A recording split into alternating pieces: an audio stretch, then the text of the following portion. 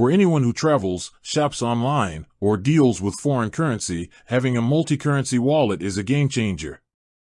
But one of the biggest questions people have is about the hidden fees and rules. Specifically, for YouTrip, do you have to keep a minimum balance? Let's get straight to the point. The answer is no.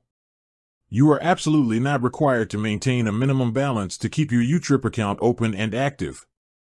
Unlike traditional bank accounts that might charge you a fall below fee, YouTrip is completely free in that regard. This is a huge benefit because it gives you total flexibility. Your YouTrip card is a prepaid MasterCard. Think of it like a digital wallet you top up only when you need it. You can top up the exact amount for an online purchase or load it right before your overseas trip.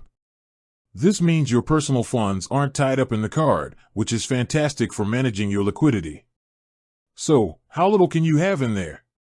Technically, your balance can be zero. You only top up when you're ready to spend.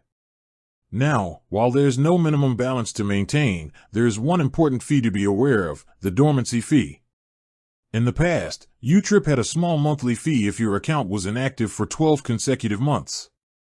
But, good news, ***YouTrip has since removed the dormancy fee, ***. So, to wrap up, no minimum balance, no fall below fees, and no dormancy fees to worry about. Just top up, exchange currencies at great rates, and spend. It's all about making your travel and international spending as simple and flexible as possible.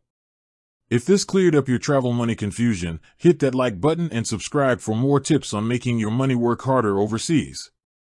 Safe travels.